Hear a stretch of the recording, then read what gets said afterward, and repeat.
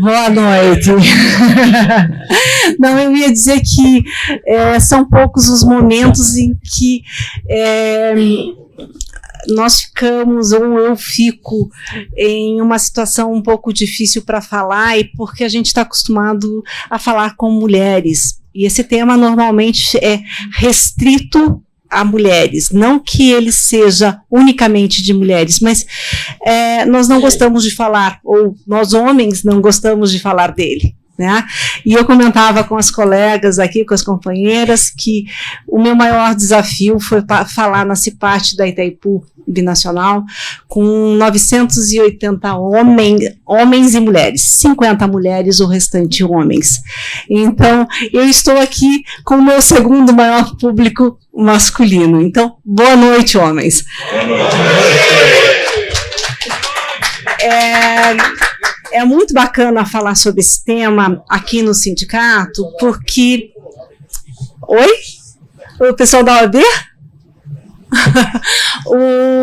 É muito interessante falar aqui no sindicato, porque esse livro que eu acabei escrevendo, que é resultado do meu mestrado em Direito, ele surgiu justamente de uma discussão e de um estudo que eu tive sobre direito sindical, direito à greve. Né? Estudando o Norberto Bobbio sobre no livro A Era dos Direitos, ele tem um capítulo em que ele fala sobre o direito à resistência e ele traz o direito à greve como um direito à resistência. E na leitura eu automaticamente remeti a uma outra instituição, que é a família. E se assemelha. Né? Eu acho que no meu mestrado eu não consegui chegar a essa conclusão, mas é muito semelhante. Quando nós falamos de um Estado, eu estou falando de uma instituição política. Quando eu estou falando de uma empresa, eu estou falando de uma instituição política. Quando eu falo de família, eu estou falando de uma instituição política que é a base que formam o Estado. Então, o meu estudo foi para mostrar que um Estado é democrático ou não, dependendo de como se forma a sua base. E a sua base é a família. Então, quando temos famílias autoritárias, temos uma grande probabilidade de ter um Estado autoritário. E eu acho que a gente está vendo isso agora.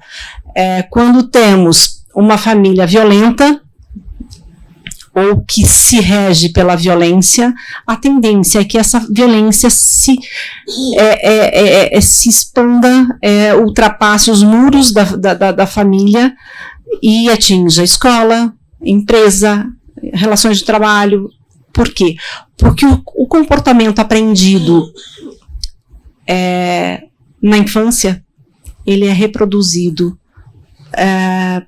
pelo indivíduo em todos os outros atos da vida dele. Mais ou menos isto, um resumão do livro. Como eu preparei alguma coisa para vocês, eu vou passar aqui, mas eu gostaria de que fosse uma troca de experiência, que fosse um diálogo. É lógico que eu estou com o microfone, então eu acho que eu vou meio que mandar aqui um pouquinho, coordenar até porque eu tenho um prazo aqui que me deram e vocês não vão querer passar a noite discutindo violência, porque a ideia não é discutir violência, é resolver a violência. Tá bem? Minha colega Gilce me apresentou, né? Para quem não conhece Cladem Brasil é a organização que levou o caso Maria da Penha para a Comissão Interamericana de Direitos Humanos e que veio aí resultar no que nós temos hoje, a Lei Maria da Penha. A Lei Maria da Penha não é fruto de uma decisão de um legislador, mas a Lei Maria da Penha é fruto de uma política feminista que começou lá em 1970 e que foi seguindo um processo que veio com toda a nossa Constituição, uma Constituição cidadã que traz os direitos das mulheres em um patamar de igualdade, e vai com a mudança do Código Civil, com a mudança do Código Penal, e vem, então, Lei Maria da Penha, tá? Eu não quero falar muito sobre dados, mas, às vezes, quando a gente fala que existe violência contra a mulher, as pessoas dizem, mas existe violência contra o homem. Sim, existe violência contra o homem. Vocês sabem qual é a diferença da violência que a mulher sofre para a violência que um homem sofre? Vocês sabem dizer? Alguém saberia dizer? Por favor. A diferença é que a mulher sofre uma violência pelo fato dela ser mulher. Sim. A violência ela nasce com um ódio natural e não a violência casual, a casuística, como acontece com os homens. E por que esse ódio existe? Será que é ódio? E por que a gente diz quando alguém, o homem, o ex-marido mata a mulher, a gente diz que foi crime passional? Vocês sabem por quê? Já respondo. Teve mais mãozinhas erguidas aqui, vamos lá.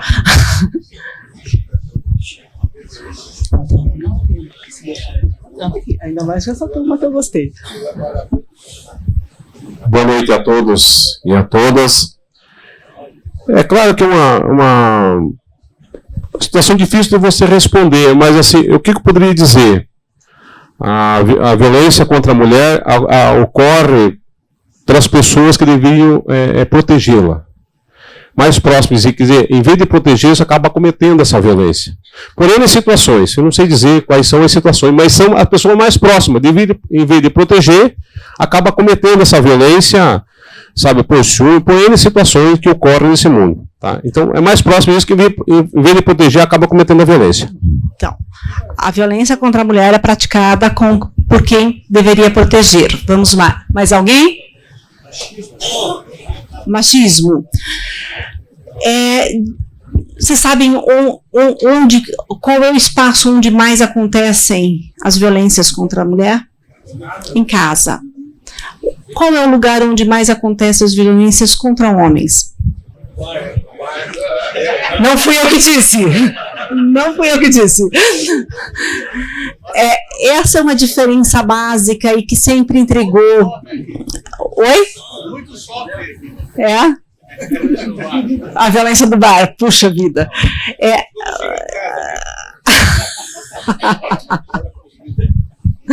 Então, a diferença que a gente identificava era justamente isso. A mulher apanhava, a mulher morria dentro de casa. Esses são os índices que são questões que os índices nos trazem. Então, o local onde a mulher apanha, o lugar onde a mulher é agredida, o lugar onde ela morre, ou no espaço doméstico, ou então a violência é praticada por alguém da família, ou por alguém com quem ela teve uma relação afetiva, né? E normalmente essa violência ela se intensifica no momento em que a mulher deseja ou decide romper a relação, né? E a violência contra o homem normalmente acontece, não diria só no bar, né? Mas nos espaços públicos. E a diferença básica, outra diferença básica, é que a violência que o homem sofre, ela é episódica, ocasional. Enquanto os dados nos mostram que as mulheres levam, em média, 10 anos para denunciar a violência que sofrem. Elas sofrem 10 anos caladas até... Essa era uma pesquisa que a gente tinha na ONU e que o Ministério Público de São Paulo, em 2017, fez uma nova pesquisa parecida e constatou exatamente o mesmo número. Né? Então, o que nós temos é a violência por alguém próximo, numa relação de afeto ou numa relação familiar, e num espaço que deveria ser de amor e de afeto, tá? Enquanto o homem sofre a violência por um desconhecido ou por um amigo com quem tem uma relação mais ou menos prolongada, duradoura, normalmente é alguém que acabou de conhecer, uma discussão na rua, uma discussão no trabalho, né, e vem a sofrer a violência.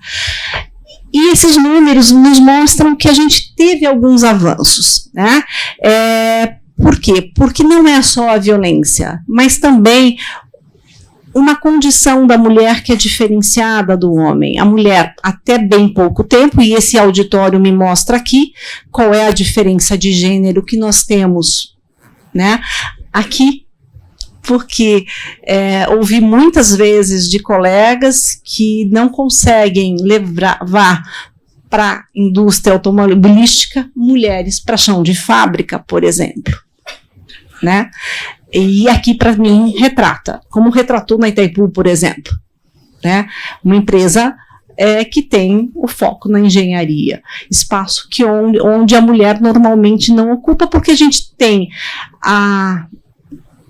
de alguma forma desenvolveu a concepção de que mulher não tem raciocínio lógico matemático, né? Como se a mulher não soubesse fazer cálculo, não pudesse fazer cálculo. E essa lógica não é correta, por quê? Porque se todos os homens tivessem esse raciocínio, todos os homens seriam bons em matemática, e não é isso que acontece. E se nenhuma mulher soubesse, ela não tivesse esse raciocínio, nós não teríamos nenhuma matemática. E a gente tem meninas hoje aí mostrando exatamente o contrário, o potencial que elas têm, né? Então, isso tudo vem, eu vou mostrar aqui na sequência, dentro de uma série de estereótipos que diferenciam as mulheres, que nos colocam num espaço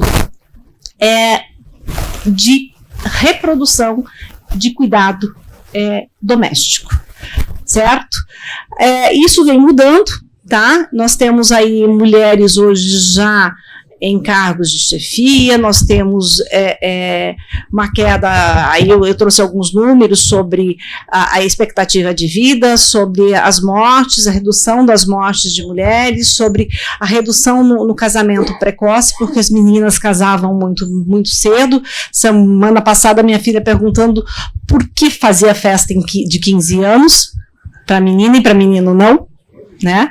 Falei, puxa, que bom, né? Porque antigamente as meninas todas chegavam a 15 anos, não viam a hora de fazer 15 anos, de fazer sua festa ou debutar. Por quê? Porque era o momento que se apresentava a menina para a sociedade, em que dizia, bom, agora ela pode casar. Enquanto os homens, não era o que acontecia, até hoje não é o que acontece. E as mulheres também já estão mais na educação. Mas ainda há muitos dados, e aqui esse slide vai estar pequeno, acho que vocês não vão ver lá de trás, mas eu vou ler aqui para dizer que 1 em cada 3 mulheres já foram vítimas de violência física ou sexual. Isso no mundo, tá? Aumento nós tivemos no Brasil e no mundo, aumento das denúncias, 60% das vítimas de violência ainda não registram os crimes.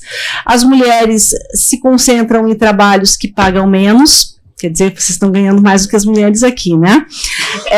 Mulheres alcançam independência financeira, demoram mais para alcançar ou não alcançam a independência financeira, e as mulheres ganham em média 70% do valor do salário dos homens. E nesses meus estudos no mestrado, eu encontrei uma autora que tem uma história muito linda, e vocês vão dizer o que uma ave tem a ver com isso, né? O que vocês veem aqui? Uma ave. Vocês poderiam dizer alguma coisa sobre ela? Várias flores. Se eu olhar uma mulher na rua, eu não vou saber se ela sofreu violência, se ela está bem, se não está, né?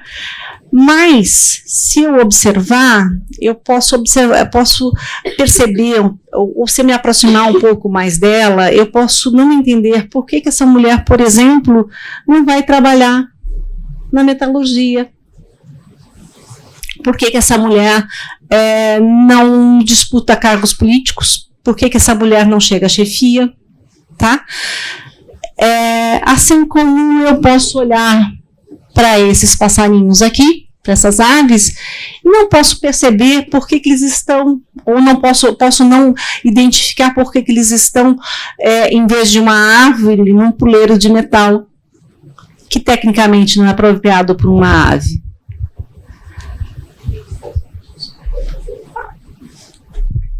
Assim, eu trouxe esse aqui de propósito para vocês. Adoro desafio. Qual é a diferença de Pelé e Marta? Quem ganhou mais prêmios? Quem fez mais gols? Então, nós mulheres crescemos ouvindo que determinadas condutas, que determinados esportes, que determinadas profissões, que determinados lugares não são coisa para mulher. Ou então, vocês homens, quando vocês querem, por exemplo, pegar o filho ou uma boneca quando são pequenos, vocês vão ouvir que isso é coisa de menininha, de mulherzinha, né? Não é isto?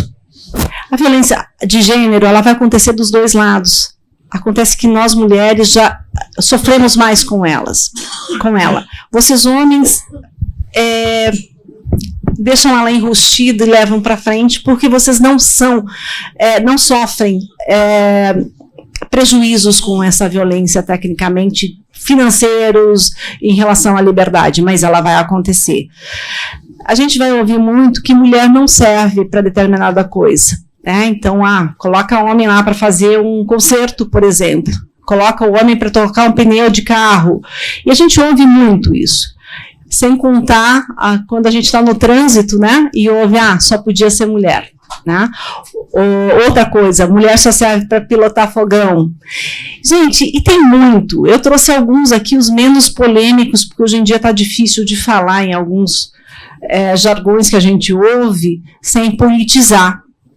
Mas é importante que vocês façam por si esse raciocínio, né? Então aqui eu falei da mulher o homem mais racional, com raciocínio matemático, a mulher é mais emotiva, dizem que mulher fala mais, apesar das pesquisas mostrarem que homem é que fala mais, mas vocês continuam dizendo que somos nós, e a gente tem que se apropriar da palavra, e a gente vai falar mesmo, né, Gilce?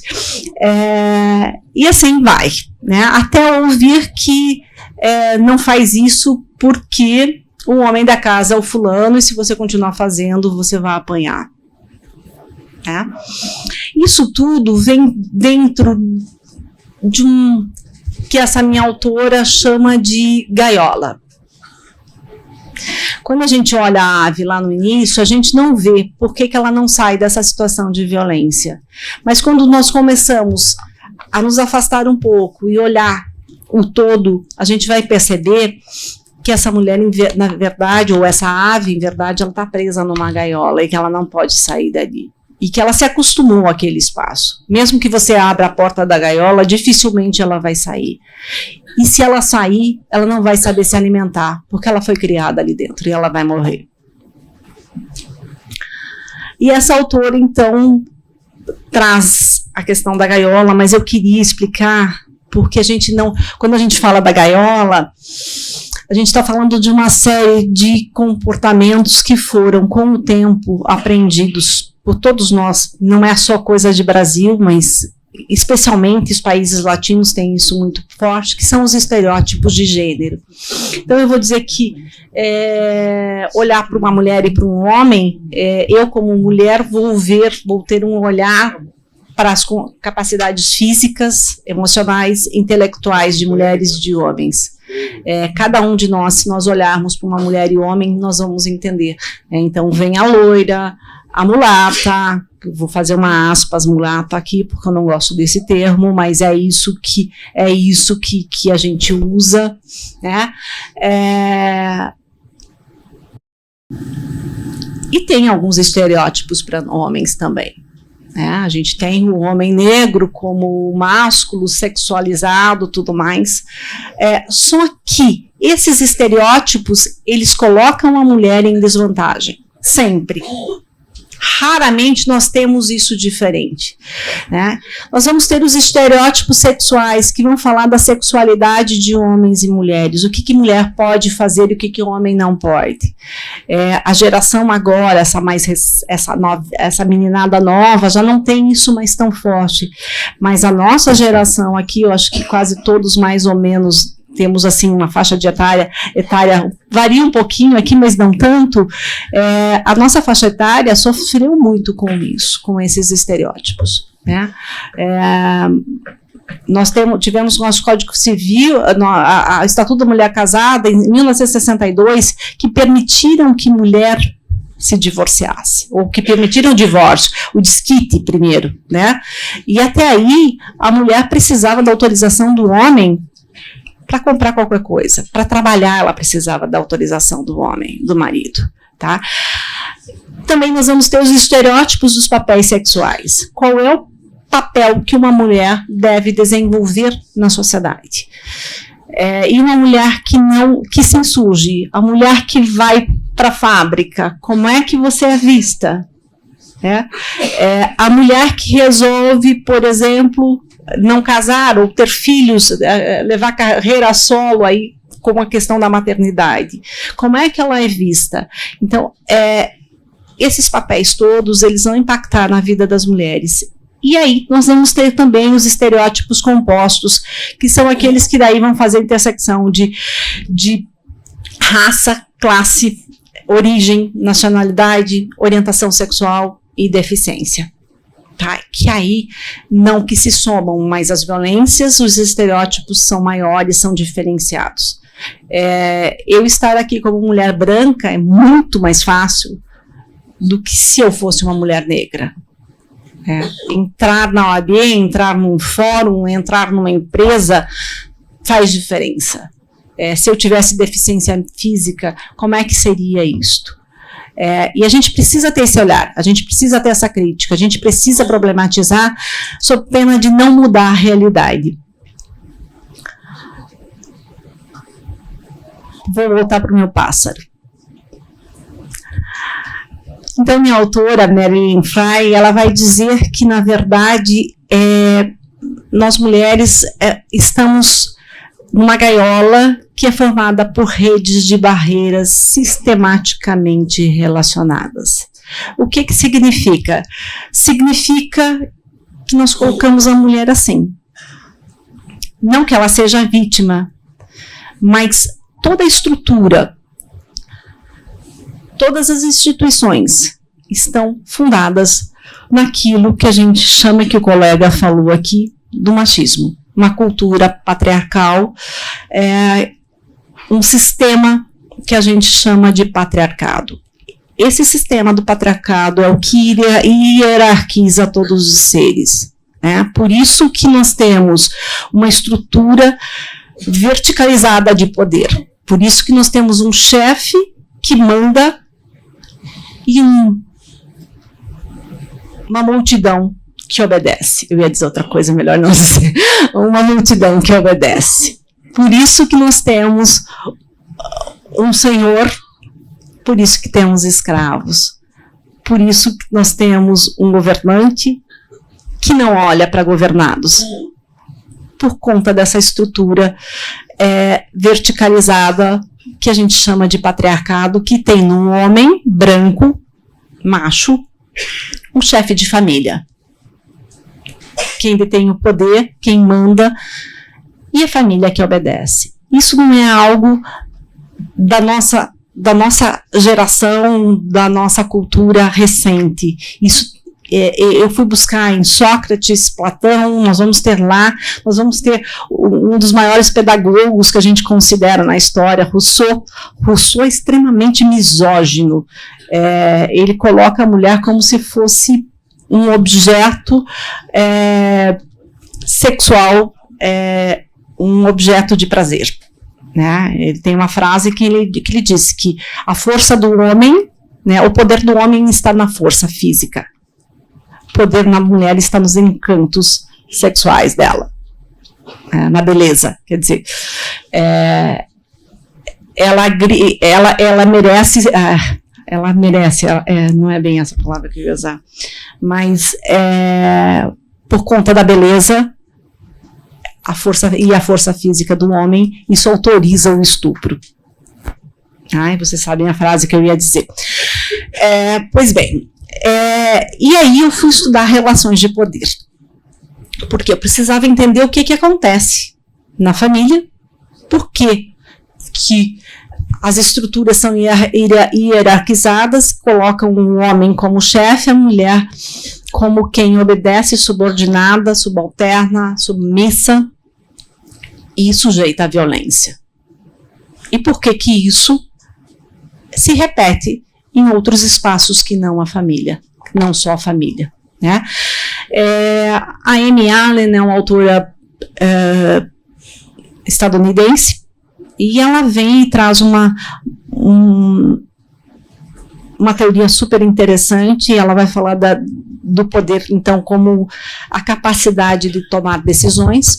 Ela diz que o poder em si não é ruim, o problema é a forma como a gente usa esse poder, né?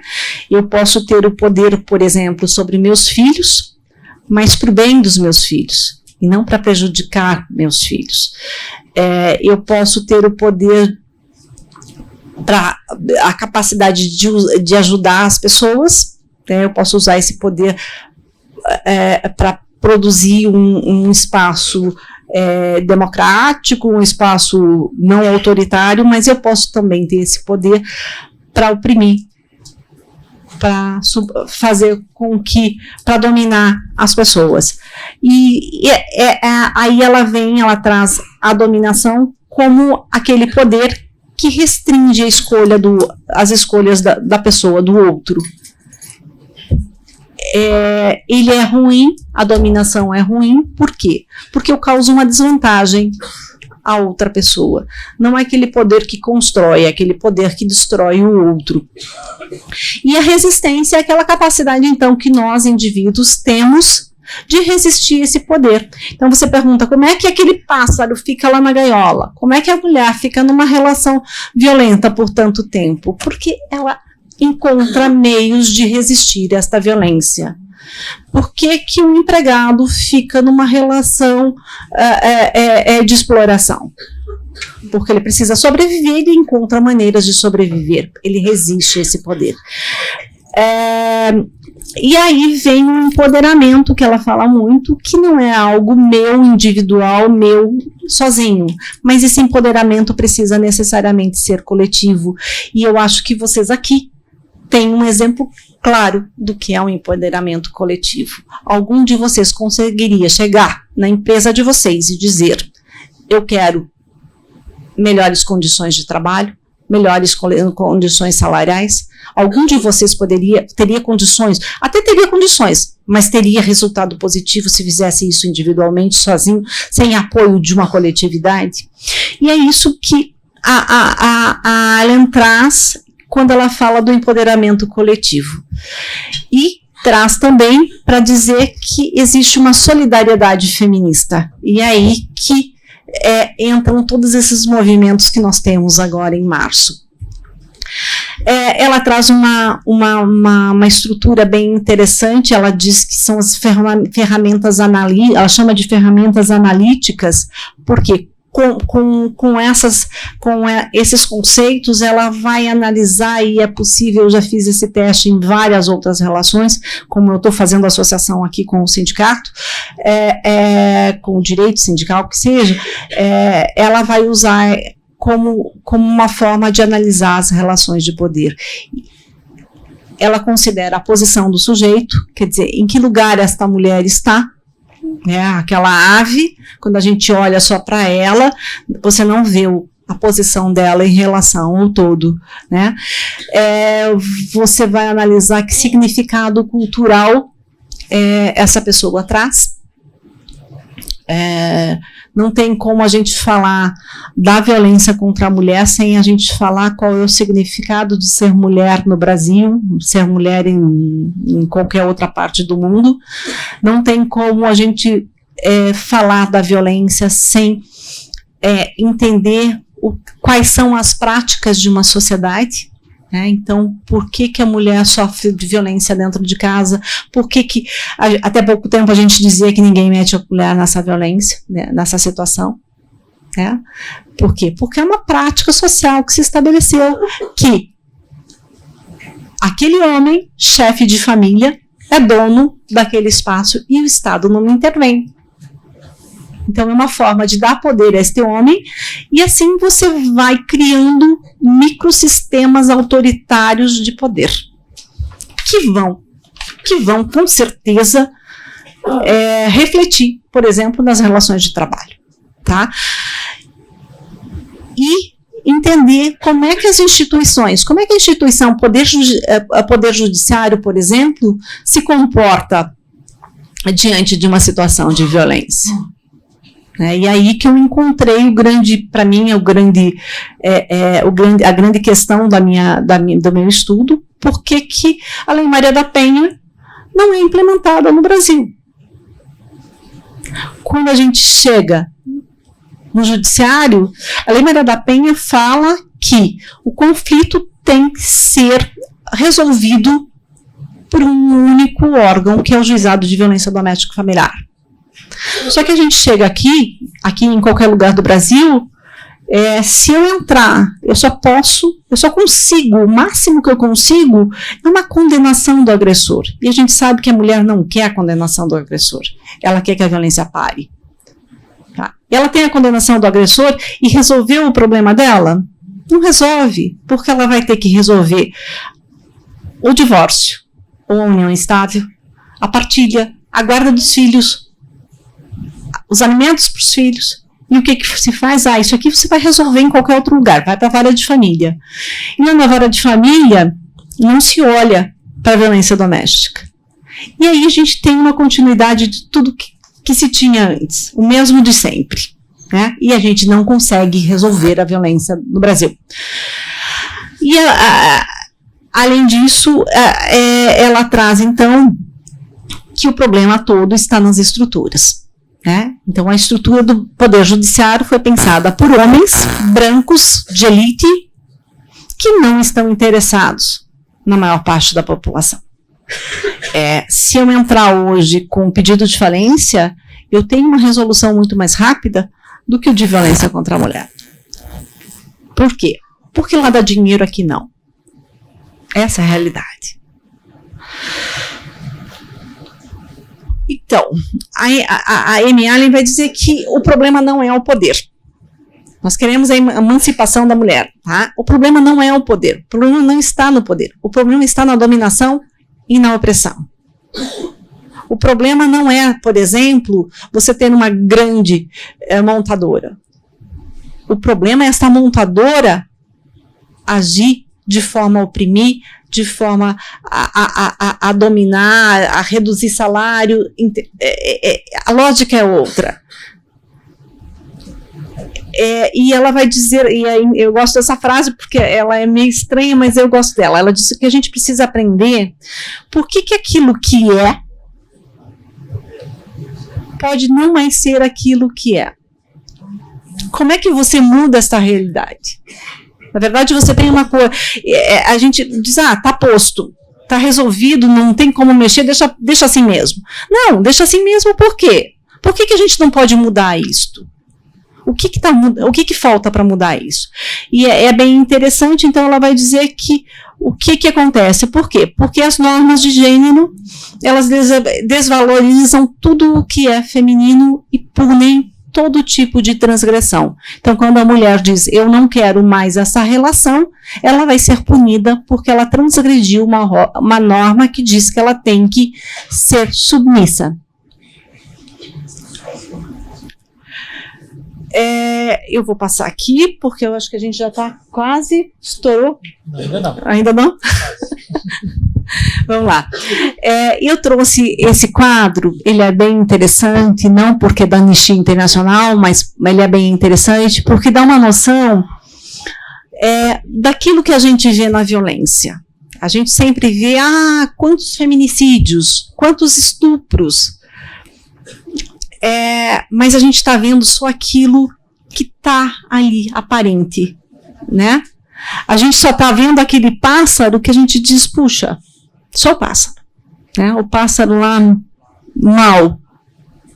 Quando no fundo, nós temos muitas outras coisas antes disso, né? Então a gente vai ter uma cultura de humilhar, de desvalorizar, de depreciar, de chantagear, de culpar a mulher. e mais a fundo nós vamos ter aquele humor, né, que nós mulheres adoramos, e eles dizem que é só uma brincadeirinha, né, as piadinhas machistas, a gente tem que conviver com isso, aquela forma de controlar, quero saber quem você ligou, onde é que você vai, por que você foi, com quem que você estava, por que você está saindo com essa roupa. Nós vamos ter também aquelas mulheres que num espaço de trabalho, por exemplo, têm as ideias, e daí chega o homem e diz, não, fui eu que fiz, né? Nós temos isso, acontece dentro de casa também. Às vezes a mulher constrói, educa o filho, e assim, a educação, os méritos são do pai. E assim vai. Mas o básico mesmo disso tudo é o que a gente chama de micromachismos. Então, não deixar falar, não deixar sair, o amor, o crime passional, que de passional não tem nada, né? Vem dentro desse pacote que a gente não enxerga, tá? E para trazer um pouquinho do que acontece para além dos muros da família, nós vamos ter também os muros do trabalho, o espaço de trabalho. Então, a gente vai ter lá o trabalho formal, mas lá abaixo, que a gente não vê desse iceberg, está o trabalho doméstico. Então, quando a gente diz, a mulher não quer fazer hora extra. Por que a mulher não quer fazer hora extra? Homem quer fazer trabalho doméstico?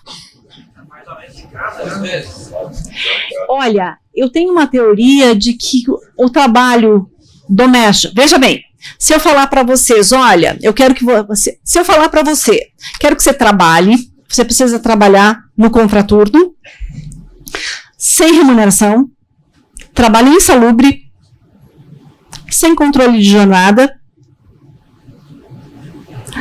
e uma jornada excessivamente pesada. O que você vai dizer que é isto? Alguém já ouviu falar de trabalho análogo ao escravo? Ou trabalho escravo? Mas a gente precisa pensar nisso, né? E seria muito simples se vocês todos aqui chegassem em casa depois do trabalho e dividissem as tarefas. Isso não é difícil, não tira pedaço e alivia a carga da mulher. E aliviando a carga doméstica da mulher, aumenta a produção dela no trabalho remunerado, gente. Eu digo que é meio ignorante isso de dizer, isso é coisa de mulher, né? Porque quando a mulher consegue tempo para trabalhar fora de casa e consegue dividir a tarefa doméstica, ela vai produzir mais e ela vai render mais também. Nós podemos ser anticapitalistas, mas a gente está trabalhando para viver, né? Então, a gente precisa pensar muito bem nisso, né? E isso, o espaço doméstico para nós mulheres é muito importante. Por quê? Porque é onde qualquer criança aprende como resolver conflitos, como socializar, como vai ser no futuro. Então, se vocês têm filhos, filhas, pensem nisso, porque a responsabilidade é de vocês. Eu estou quase acabando aqui, vamos lá. Nós temos aqui, então, uma outra autora que eu gosto muito, a Nancy Fraser, e ela vai falar, ela tem uma teoria, ela tem trabalhado na teoria da justiça, e ela vai dizer que a gente precisa o quê? A gente precisa reconhecer o trabalho do outro, reconhecer o outro, reconhecer enquanto indivíduo, e redistribuir renda, redistribuir trabalho não remunerado também, né? Nós precisamos ter a representação de mulheres. Aqui, eu queria muito voltar da próxima vez, tem mais mulheres aqui, viu? E o princípio disso tudo, para que vocês não digam que a gente quer tomar o mundo, não é isso, é a participação, é o princípio da participação paritária. Participação paritária, eu não preciso dizer para vocês o que é, né? E é muito fácil. Eu teria aqui como falar de uma área muito complicada, que talvez seja a mais cruel de todas, que são as mulheres do campo, que é uma face invisível, negada e esquecida por nós, mas eu não vou falar por causa do tempo. Quero falar para vocês também da importância, inclusive dentro do próprio feminismo, de reconhecer a questão de classe e de raça, porque é muito fácil para mim, mulher branca, classe média, vir aqui falar, né? Quando a gente sabe que a mulher negra, a mulher pobre, sofre muito mais, né?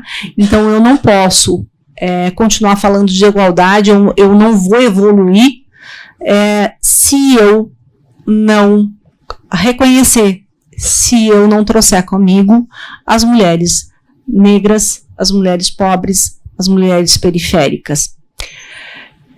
E isso não pode ser só teoria, gente. É muito sério. Eu não vou passar o filme, eu vou deixar aqui para vocês depois, a Nilce pode passar, mas Gilce, desculpa.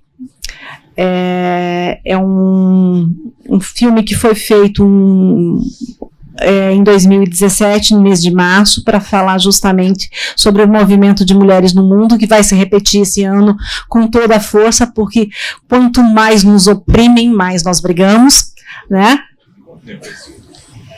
Eu acho que 4, 5 minutos. A pedido, Nelson. Muito obrigado. A pedido. Obrigada, Nelson. Vamos lá. Só por isso parou. Não, vamos lá. Como é que eu faço para rodar aqui que ele não está indo?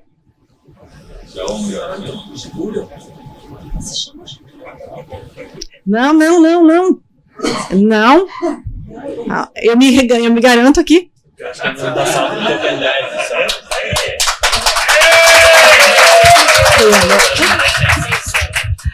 Vai sair sem som.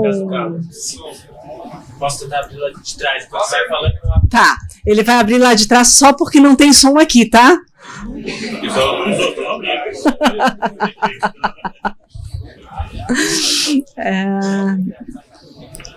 No final, a Angela Davis vai falar, e vocês vão ver aqui uma frase da Ella Baker, que diz que nós que acreditamos na liberdade não podemos descansar enquanto ela não seja alcançada.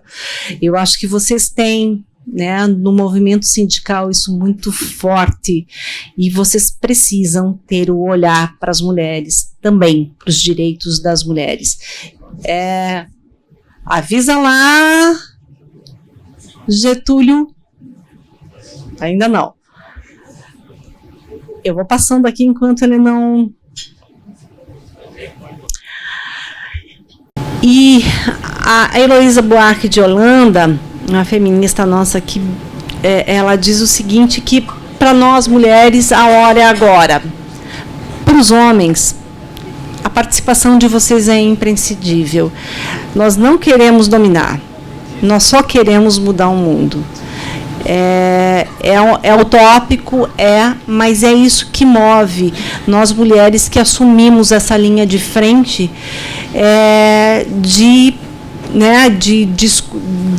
agir como escudo, de agir no front aí, e vocês sabem o que é estar no front, eu acho que melhor do que ninguém, né? Sabem as dificuldades, e nesse momento, como nunca, nós feministas, né, que dizem todas de esquerda, mas não são todas de esquerda, nós temos o feminismo liberal também, mas nós feministas precisamos da participação de vocês, porque sozinhas nós não construímos isso. Agora é com nosso amigo lá.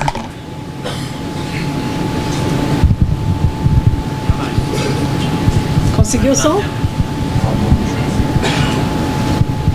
Esse é um movimento que foi feito, começou em 2017, mundo inteiro, as mulheres foram para a rua em março, é um movimento muito emocionante, e esse ano nós prometemos, assim, multiplicar exponencialmente esse movimento. Não sei como é que vai ser no Brasil ainda, mas a gente sobrevive.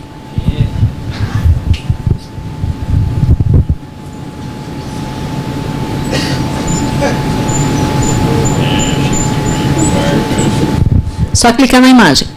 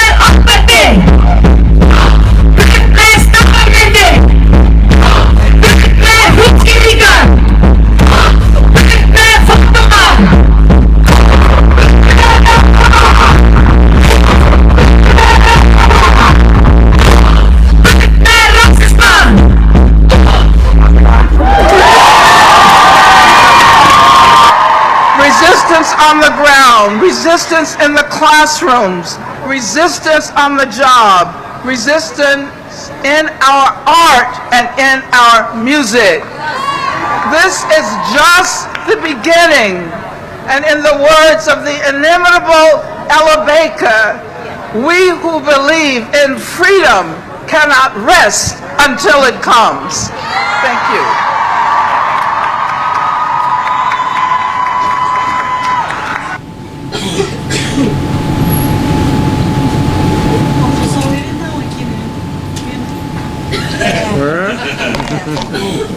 Agora, dia 9, então acontece aqui a manifestação de rua aqui das mulheres, mas tem aumentado, desde 2007, 2017 tem aumentado muito, e estamos na expectativa e esperamos vocês lá também, porque eu acho que esse movimento tem que ser de todos nós. Obrigada.